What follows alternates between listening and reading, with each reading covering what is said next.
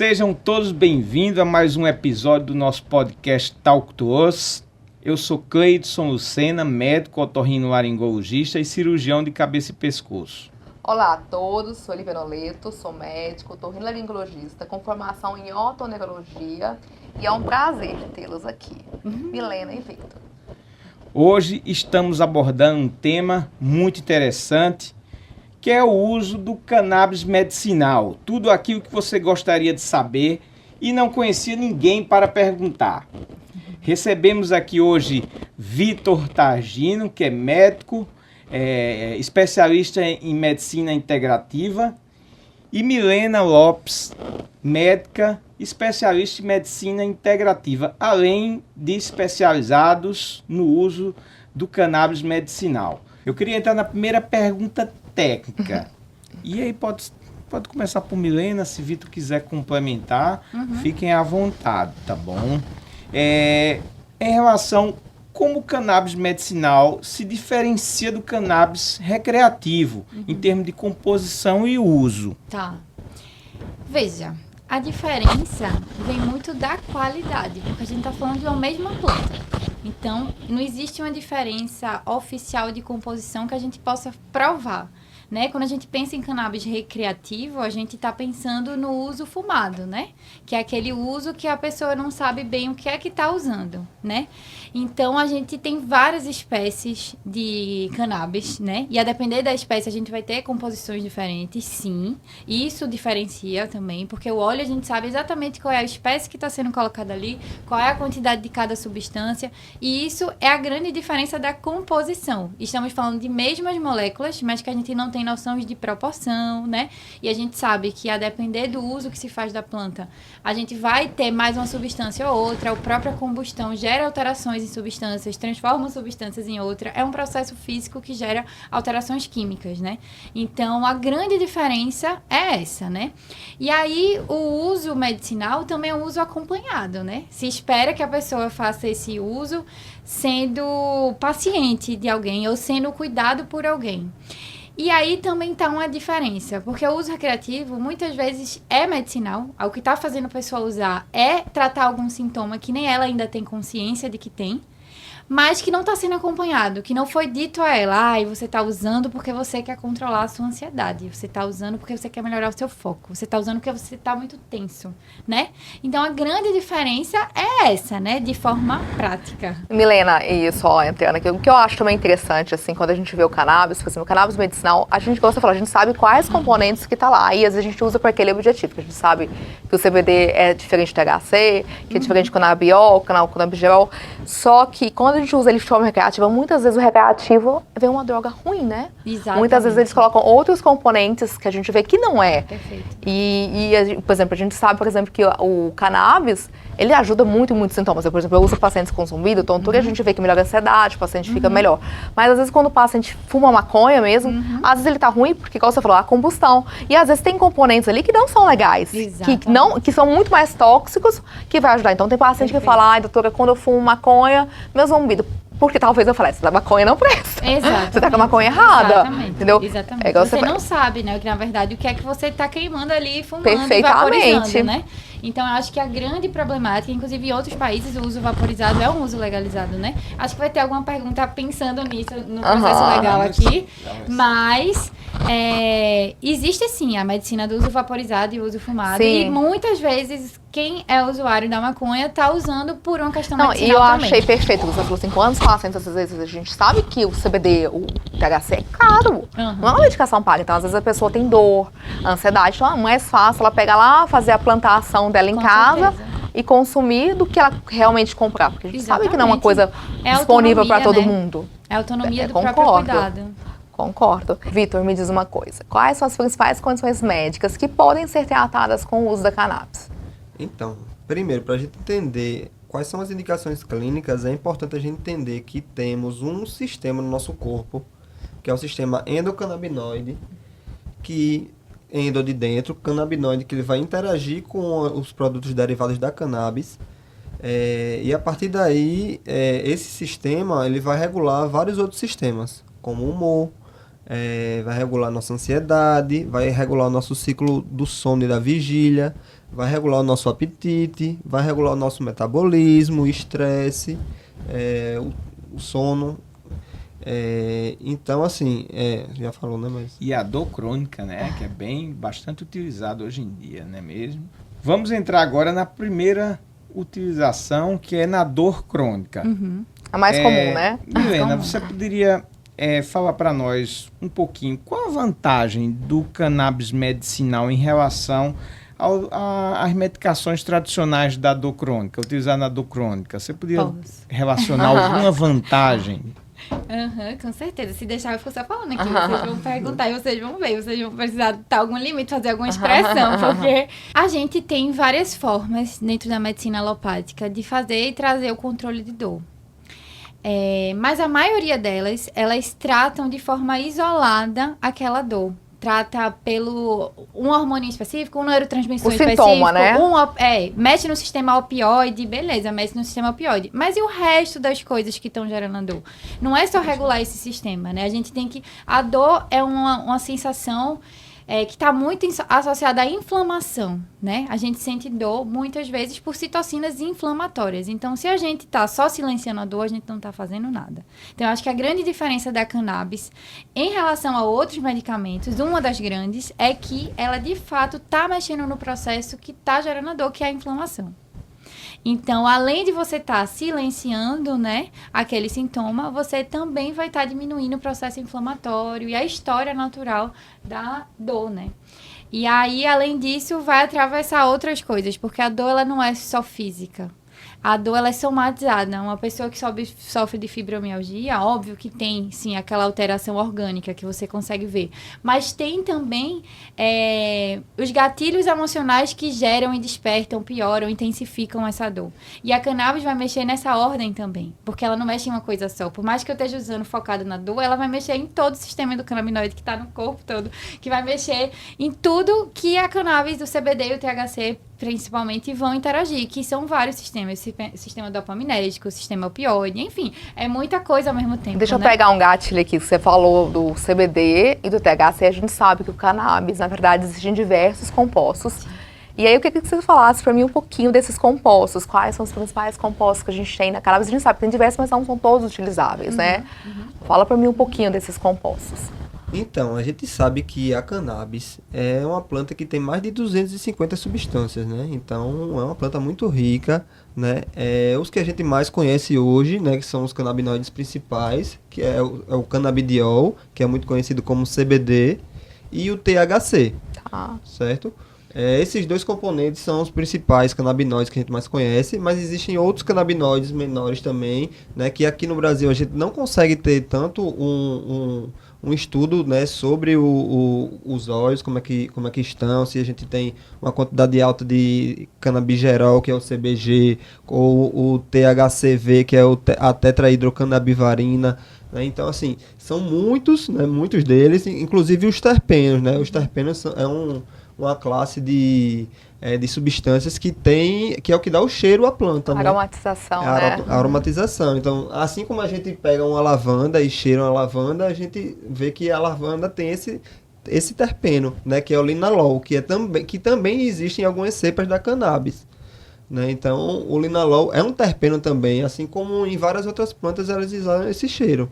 Então, isso também é, inclusive, uma das indicações terapêuticas para pessoas terem um vínculo da planta, né? Algumas pessoas, principalmente pessoas que estão em processos de terminais, né, em cuidados paliativos, com câncer, né, com dores crônicas por causa do câncer, elas podem fazer, é muito indicado o uso inalado, né? Porque a gente precisa do uso inalado, a gente tem um efeito mais rápido. Né? Resgate muitas vezes, resgate. Né? Eu achei interessante isso, porque assim, a gente tem essa impressão que cannabis é CBD. E não, a gente sabe que quando você começa a estudar, por mais que no Brasil a gente às vezes não tem isso tão disponível, isso aí quando a gente importa mais, cada substância aí vai te ajudar muito por uma coisa. THC, para dor, apesar de ajudar a ansiedade, ele em composto muito alto pode causar ansiedade, então eu acho isso perfeito. O CBD, o THCV, que ajuda a emagrecer, que a gente não pensa, né? Às vezes a pessoa fala, nossa, como é que um cannabis ajuda você a emagrecer a partir do momento que melhora o foco, diminui o apetite? Então, assim, Por isso que é tão importante saber Sim, com quem vai com prescrever. certeza. Isso é o canabiol que ajuda a dormir. E então, é isso, essa é a consciência, né, de que são moléculas muito complexas e que, a depender do uso, a gente pode ter efeitos com a mesma molécula antagônicos, né? sim, perfeito. E aí, ao mesmo tempo, não só a molécula em si, mas a composição, né? Que a gente tem, por exemplo, o THC, que pode trazer o apetite. Mas o THCV, ele já inibe o apetite. Então, assim, é numa mesma planta um potencial muito grande de ações medicinais, de ações terapêuticas. Então, assim, é entender o que é cada uma, entender qual é a ação de cada uma, entender quais são as interações entre elas, mas também quais são as interações com outras medicações. Enfim, é bem complexo. E deixa eu fazer uma pergunta, Vitor. Você tem algum critério para prescrever? Tem algum paciente que você fala, não vou prescrever cannabis, eu não vou prescrever THC? Tem algum paciente que você acha que tem uma contraindicação à prescrição? Com certeza. Tem casos e casos, né? Isso é uma coisa que a gente vai ver em toda a medicina, né? Vai ter indicação que pode ser interessante, outras que não, né? Uma das principais, quando a gente pensa também, é em pessoas que têm histórico familiar e também já alguma condição de transtorno psicótico. Isso contraindicação, né? Não é uma contraindicação absoluta, certo? Até porque existem, depende da concentração, depende do quais substâncias a gente vai utilizar, então isso vai depender, né? Até porque quando a gente pensa em transtornos psicóticos, a gente consegue lançar a mão do CBD, né? Se usa muito o CBD em altas doses, a mais de 300 miligramas, né? Para fazer o efeito antipsicótico. Então, né, em alguns casos sim, mas aí com o THC, que já é uma substância que a gente tem normalmente tem um pouco mais de medo para a gente soltar, né? Ainda tem esse grande receio. Esse grande receio. Então seria assim, CBD para todos, THC com cautela. Para algum paciente, ou não? Mais ou menos. Eu não diria tanto assim, não. Eu acho que é muito individualizado, sabe? Eu acho que tem pacientes, a gente tem que entender até qual é a forma que o uso vai trazer mais efeito, benefício para a pessoa. Qual é a relação que ela tem com a cannabis? O quanto ela acredita nisso também? É uma pessoa que gosta de tomar remédio? É uma pessoa que... Enfim, tem várias razões, né? Mas é também entender que existem as limitações do próprio estudo. Não, mas a minha pergunta é assim, você acha que o CBD tem alguma contraindicação que você acha que esse paciente não deve tomar? Tem sim, contraindicação. Isso que eu perguntei. Assim, não existe uma contraindicação realmente absoluta. Você não pode usar de jeito nenhum. Mas é contraindicado de forma relativa, que quase que é absoluta. Eu mesmo não prescrevo para mulheres grávidas, lactantes, para pessoas que estão em uso de anticoagulante, porque a gente sabe que a metabolização é uma metabolização hepática e alguns anticoagulantes também vão ser usados por mesmas enzimas, então você pode aumentar a biodisponibilidade, não só o anticoagulante, como outras medicações, mas o anticoagulante é o que realmente teve estudos que mostravam um efeito mais evidente, com maior risco. Então, assim, pacientes em uso de varfarina especificamente, a gente tem esse cuidado, né, de realmente pesar o benefício em contraposição desse possível malefício. Você chega a pedir algum exame de sangue antes de solicitar cannabis para esses pacientes ou não? Você vai pela história. Me conta como é que vocês fazem em relação a isso. Então, normalmente a gente pode pedir, não é uma coisa que normalmente a gente faz de rotina, né? A gente também confia no histórico da pessoa, né? A gente faz uma anamnese, né, pensando em todos esses históricos aí, né, a gente normalmente lança a mão, né, e aí vai acompanhando com o retorno, a gente tendo esses exames, né. Então, assim, o canabidiol, além disso, também tem a questão dos anticonvulsivantes, né, dos antidepressivos. Função hepática, né? Pode função dar uma hepática, alteração. exatamente, né. A gente acompanha muito a função hepática nesse sentido, e nos anticonvulsivantes, às vezes eles exacerbam o efeito, né, porque a cannabis, ela pode, inclusive, a gente usa muito nessa perspectiva de a cannabis ser algo que molda também as outras medicações, né? Porque quando a gente usa, a gente tem uma potencialização dos efeitos terapêuticos de outras medicações, como antidepressivos, né? Então, muitas pessoas também estão em uso de antidepressivo e fazem uso da cannabis concomitante. Pode ser que seja até melhor do que retirar, né? Então, cada pessoa vai ter o seu manejo, né? Vai ter o seu melhor e está nesse processo terapêutico. E em relação ao custo e disponibilidade do cannabis medicinal, como é que você avalia o acesso dos pacientes a esses produtos? Olhe, É uma pergunta que depende, né? Porque se a gente for pesar, se for um paciente que já faz uso de muitas medicações, e exatamente linkando com isso que o Vitor falou, né? Como o próprio uso do óleo pode potencializar outras medicações, mesmo que a gente não vá tirar a medicação, a gente muitas vezes diminui a posologia de algumas medicações, porque a cannabis está ali potencializando esse efeito, aumentando a biodisponibilidade e tudo isso. Então, vai ter, muitas vezes, o movimento de retirada ou modificação de dosagem de outras medicações, que muitas vezes também são caras.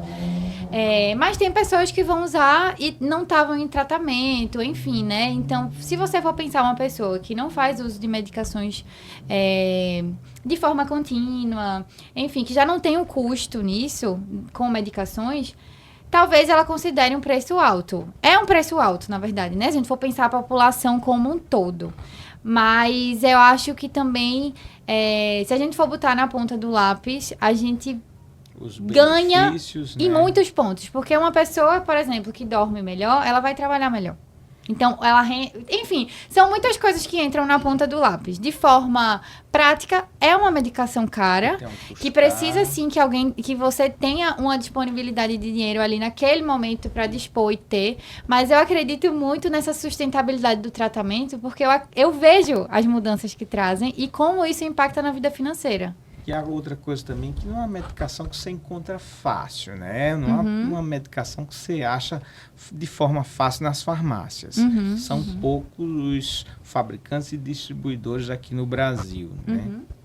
Isso. E eu acho interessante, assim, quer falar? Não, fala, Não. fala. Eu acho interessante quando você fala assim, que também tem uma coisa, o cannabis, pelo menos que eu vejo, né? A dose depende muito do paciente, que você falou. Às vezes o paciente vai ter que uma dosagem muito alta, igual aí você falou com um antipsicótico, que vai usar aí 300 miligramas, mas tem paciente que ali com 3 miligramas vai ficar muito bem. Exatamente. Então pode ser que esse custo seja barato para esse paciente, que um vidro vai durar não sei ali quanto tempo, 3, 6 Exato. meses, mas tem um paciente que um vidro vai durar 15 dias. Que acho que foi isso que eu acho que a gente ia comentar, né? Uma premissa, né, do uso da cannabis como medicina é a gente começar devagar e ir subindo essa posologia pra gente ir entendendo como é o sistema endocannabinoide daquela pessoa e como vai ser a aceitação dessas moléculas no corpo da pessoa.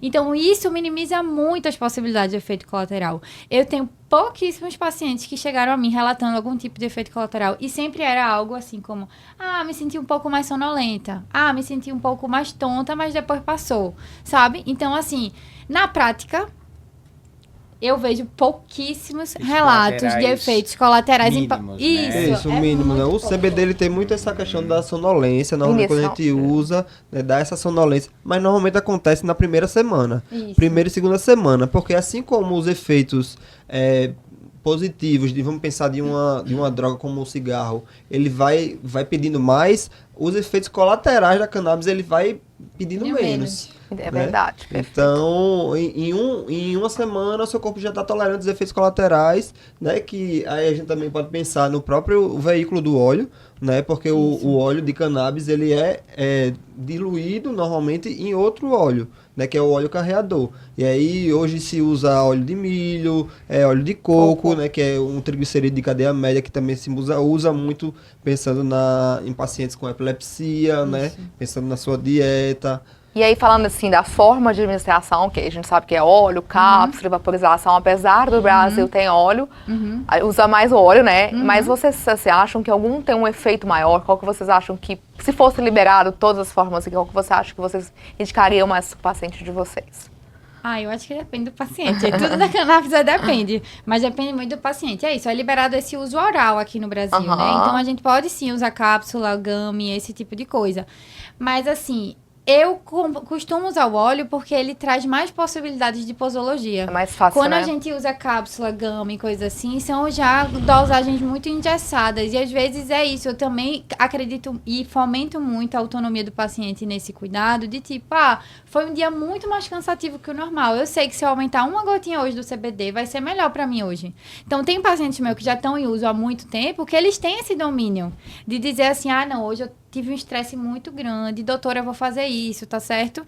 Sempre, né, nessa orientação, nessa percepção.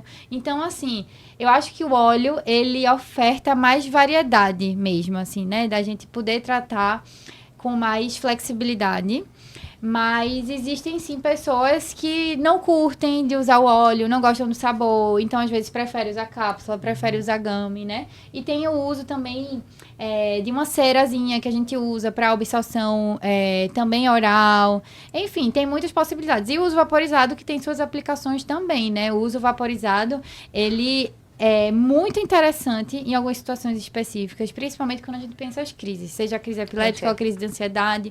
Então, a gente vê que o efeito rebote Mais rápido, é muito melhor porque a absorção é outra. A absorção pulmonar leva direto para a corrente sanguínea, né? E a absorção oral, a gente vai passar pelo trato gastrointestinal, então é outro tempo, outra... Eu acho legal o gummy, que muitas vezes quando você usa em criança, né? Que às vezes para usar em criança vem essa forma. Com certeza. E eu vejo que às vezes também, a gente estava falando ali, às vezes o THC como gummy, às vezes uso recreativo, que as pessoas às vezes preferem, mas não pensando como forma medicinal. Sim. Né? Teve outra época aí na internet, aí a mães mandando os pais ficarem alerta sobre a baba, né? A gama de mascar de canabiol, que na verdade é um desconhecimento que isso estava sendo usado em crianças que precisam do cannabis medicinal, né? Mas assim, é isso, eu também oriento. Quando as pessoas vão usar gama e coisas desse tipo, é interessante para a criança, de fato. Assim como outros medicamentos que são em gummy. Então, tudo que é medicamento, criança já adora bulir em tudo, né? Perfeito. Então, é ter esse cuidado de armazenar medicamentos no lugar do medicamento. A cannabis está ali como um medicamento. Então, armazenar no lugar que é acessível para os adultos, né? Que estão em uso. Perfeito. Áreas promissoras. A gente sabe que existe aquelas áreas que já estão consagradas ao uso do cannabis medicinal, como a dor crônica, como a ansiedade. Quais são as áreas promissoras em termos de pesquisa, como insônia, apetite, doença de Alzheimer? Existe alguma área aí que outra área não referida por mim, que você julgue que seja uma área promissora futura? Rapaz, com certeza, né? Acho que todas as áreas são promissoras, porque os nossos estudos são muito pequenos ainda, né? São muito iniciais ainda, né? A gente está brigando por essa legislação para a gente ter uma liberação para os estudos em universidade também.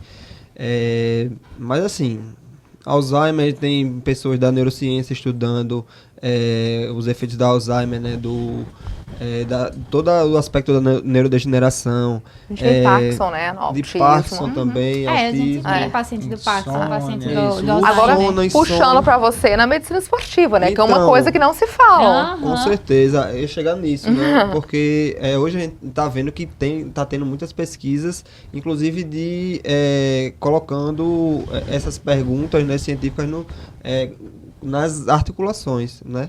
De ter receptores nas articulações. Então, realmente são pesquisas que precisam evoluir muito, né? Mas a gente pensar em pessoas que têm artrose, artrite, reumatoide, né? Todas essas questões reumáticas que vão trazer uma queda da qualidade de vida da pessoa, né? E a gente poder lançar mão da cannabis e seus derivados, né? Para ter uma melhora de qualidade de vida é muito importante, né?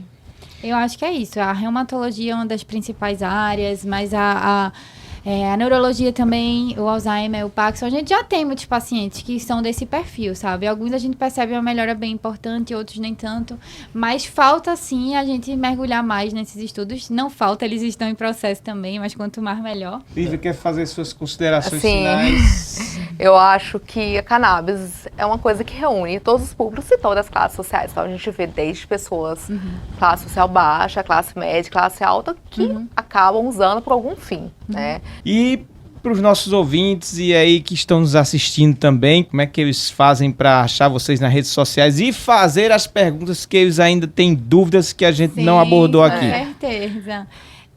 A gente tem uma clínica, né, que é a Vivar, que é de medicina funcional integrativa e canabinoide e esportiva. Qual é o perfil dela nas redes sociais? Medicina integrativa Viva. Porque é Vivar, né, tem um acento, mas só que no Instagram não leva, então fica Viva.